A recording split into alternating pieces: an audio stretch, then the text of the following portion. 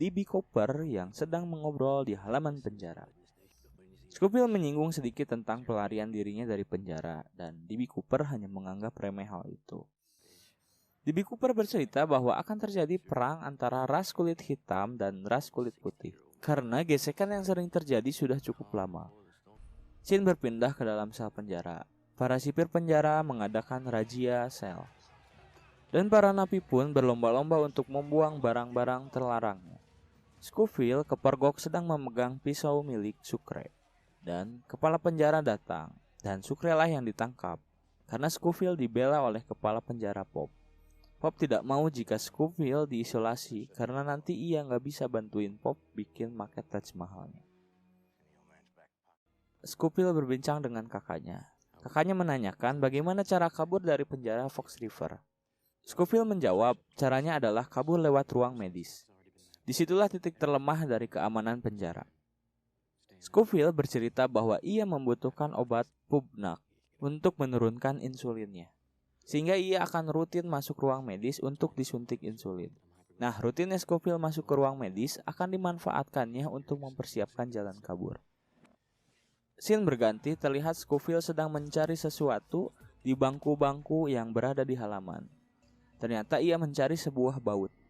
Karena ia arsitek dari penjara ini, maka ia tahu baut ukuran berapa dan berada di posisi mana. Ketika Scofield sedang berusaha memutar baut, datanglah seorang pria. Perkenalkan, dia adalah T-Bag, seorang narapidana yang memiliki kasus penculikan 6 orang anak laki-laki dan perempuan. Ia memperkosa dan membunuh anak-anak tersebut secara sadis. T-Bag mengajak Scofield untuk bergabung menjadi bawahannya.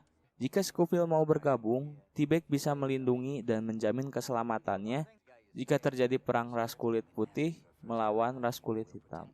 Namun Scofield menolak dan pergi meninggalkan baut yang belum berhasil terambil.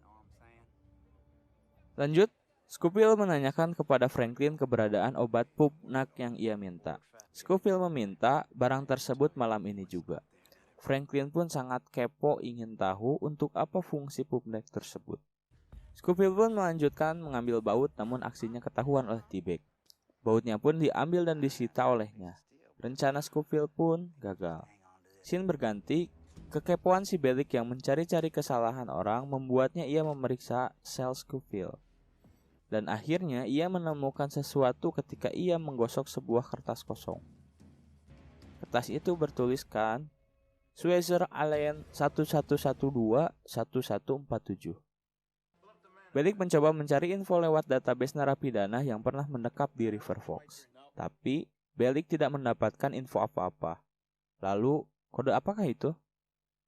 Lanjut, Abruzzi kedatangan tamu 2 orang. Tamu itu adalah mantan anak buahnya dahulu ketika ia belum masuk penjara. Mereka datang untuk meminta Abruzzi mencari info keberadaan Fibonacci sesegera mungkin. Jika tidak, maka Fibonacci bisa bersaksi di pengadilan tentang kejahatan para mafia Abruzzi. Abruzzi pun berjanji akan mendapatkan info Fibonacci sesegera mungkin. Singkat cerita, Scofield datang ke selnya T-Bag untuk mengambil baut yang ia sita. Namun ia kepergok oleh T-Bag. Terlanjur basah, ia berkata ingin bergabung jadi anak buah T-Bag. T-Bag tidak semudah itu percaya kepada Scofield. Ia menyuruh Scofield untuk membuktikan dengan cara membunuh ras kulit hitam saat perang dimulai. Percakapan itu didengar oleh ras kulit hitam, yaitu sang penjual obat Franklin. Franklin sudah mendapatkan Pubnaknya dan memberitahu kepada Scofield. Namun karena Franklin mengira Scofield bekerja sama dengan T-Bag ingin membunuh ras hitam, Franklin tidak jadi memberi Pubnaknya kepada Scofield. Padahal Scofield berkata itu hanya salah paham saja. Scene berpindah, Veronica yang sedang menyelidiki kasus Burroughs meminta rekaman CCTV penembakan dan pembunuhan yang mantan pacarnya lakukan. Ia pun diberikan salinan rekaman CCTV tersebut. Dan ketika Veronica menontonnya, memang benar di video itu Burroughs lah dengan sangat jelas melakukan penembakan kepada kakak wakil presiden. Veronica datang menjenguk Burroughs. Di sini Veronica amat marah karena sudah jelas-jelas di CCTV Burroughs melakukan penembakan. Namun Burroughs bersikeras mengaku dijebak. Ia berkata bahwa tak pernah menarik pelatuknya sama sekali. Kakak Wapres sudah mati sedari awal sebelum Burroughs datang ke TKP. Ia disuruh temannya Crab Simon demi melunasi hutangnya. Seseorang ingin menyeting agar seolah-olah Burrow lah pelakunya. Mendengar cerita ini, Veronica semakin tidak percaya dan meninggalkan mantan pacarnya ini. Scene berganti. Perkenalkan, dia adalah Kellerman, seorang agen rahasia yang diutus untuk menutup-nutupi kebenaran kasus Burrow agar jangan sampai terbongkar. Kellerman mempertanyakan siapa yang minta salinan rekaman CCTV tersebut, dan ia pun diberitahu. Veronica mencari Crab Simon yang memerintahkan Burrow untuk melakukan aksi menodong senjata agar hutangnya dianggap lunas. Namun, ketika ia datang ke rumahnya, ibunya berkata bahwa Crab telah tewas. Seseorang menelpon untuk datang dan mengobrol kepada Veronica. Ia adalah pacar dari Crab Simon. Ia memberitahu kejanggalan tewasnya pacarnya. Kebetulan sekali ia bunuh diri seminggu setelah tewasnya kakak wakil presiden. Wanita ini berpesan kepada Veronica agar berhati-hati terhadap dalang di balik semua ini. Wanita itu pun pergi dengan wajah yang sangat ketakutan. Dan ternyata agen Kellerman memata-matai mereka dari kejauhan. Agen Kellerman pun menelpon seorang wanita. Ia melaporkan bahwa ada tikus kecil yang berusaha membongkar rahasia kasus Burrow. Wanita inilah penjahat sebenarnya yang menyeting fitnah pembunuhan oleh Burrow. Kembali ke sel, seluruh napi disuruh berdiri di depan sel. Namun disinilah perang tersebut pecah.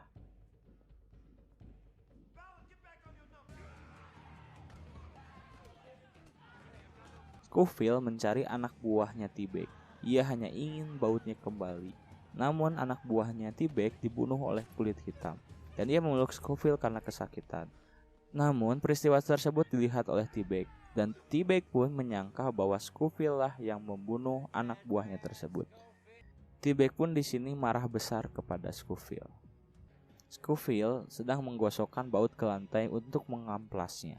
Ternyata baut itu digunakan untuk membuka baut wastafel. Nah, pedoman tatonya berfungsi kembali. Ada lingkaran hitam yang berguna menyamakan ukuran kunci baut tersebut. Dan bisa kita lihat kode Schweizer adalah merek wastafel dan Allen adalah nama bautnya. Dan kode 11121147 adalah ID baut tersebut. Pantas saja Bellick tidak bisa menebaknya.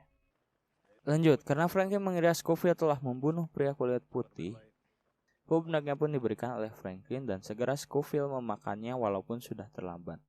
Waktu pengambilan darah pun dimulai. Scofield takut jika pubnaknya belum bereaksi. Dan ini dia hasilnya. Ia pun positif diabetes, artinya ia kekurangan insulin.